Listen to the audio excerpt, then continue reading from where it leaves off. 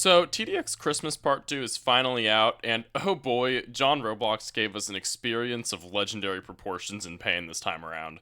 Within this new event, we were given, by and large, the hardest TDX game mode to date.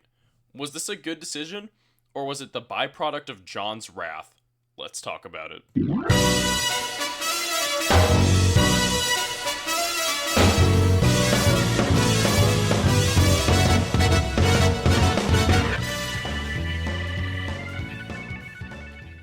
For context, everything I talk about difficulty-wise in this video is in reference to Nightmare Mode unless specified otherwise. This event was painful as hell to play through. The wave structure is brutally hard and allows for little to no mistakes in your placement and overall strategy.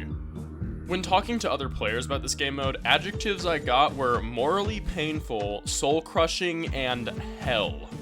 That being said, I'm pretty sure I got Stockholm Syndrome from this update, as playing it through it was brutal, but after I beat it, I kinda liked it.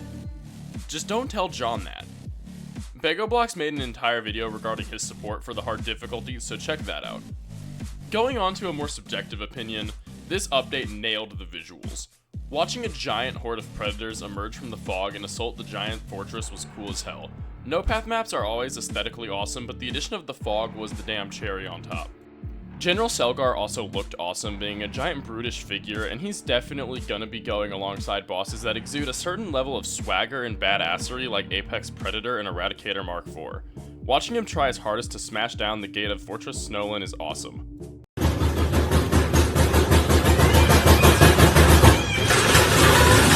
That being said, on Nightmare, this dude's shield ability is broken and could use a slight increase in the cooldown. This dude will literally out-heal some XWM turrets. It's insane. Obviously, as per usual, the musical trio G, Dev, and Aaron served up some bangers for this event, especially Selgar's two themes. At least I know as I get blown to hell, I'm listening to some banger music. Now, while I do like Selgar, the other feature boss of Nightmare Mode, Snow Apex Predator, was a bit of a letdown. Visually, I love the way he looks, an Apex Predator clad in snow, having been left in the Arctic for a long time.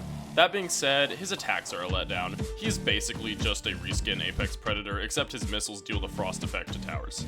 I wish he had an ice thrower instead of a flamethrower, and I wish his laser-based attacks were somehow reworked into ice-themed attacks. When comparing him to the corrupted Apex Predator from Halloween, there's a clear difference in quality, as corrupted Apex Predator has sufficient unique attacks to where he's hardly a reskin. Unfortunately, Snow Apex Predator is just a reskin. The lore of this event was awesome, and it sets up more of Xenon's backstory and future events. Xenon references that the GDA caused a mysterious individual to die, and because of that, she seeks vengeance. Seeing Xenon's more unstable emotional side in Part 2 was awesome, as she was a very anime antagonist type of villain before, being very sarcastic, and seeing this more personal side was awesome. This was amplified by cutscenes being seen for the first time in TDX. Robin, the voice actress for Dr. Xenon, killed it and portrayed her very well. I'm very excited to see her hopefully return in the future. The lore of this event also ties back into Tower Battles, the game that canonically predates TDX. Frosty was a boss fought in Tower Battles' 2019 Christmas event.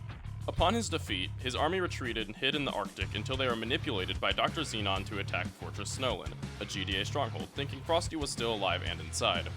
These Tower Battles tie-ins are nice as they help establish the lore and connection that make the world of the TDX universe more immersive. I can't wait for the next event for the story to continue. Overall, I really enjoyed this year's Christmas event, both parts included. The lore and the story was awesome. Part 1 was overall a pretty casual experience, and Part 2 gave us a tactical challenge like no other. I'll let you guys decide as to whether or not the difficulty was proper or not for Christmas 2 Chapter 2 Nightmare, as that's a pretty big debate within the TDX community right now.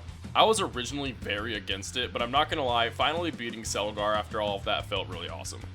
One of my few criticisms outside of the delays is admittedly, I'm gonna say it again, Icebreaker's only one path. I don't like one path event towers, but you guys have heard me say that 5,000 times, so I'm not gonna expand on it that much. Just, come on, John. Please give us two path event towers. Please, I beg you. If you enjoyed this video, please make sure to subscribe as it lets me know y'all want more. In addition, my Discord's in the description. If you want all the latest video leaks, please join. It's a really awesome community, and I hope to see y'all in it. Take care, you guys. Make stuff you're proud of. Bye-bye.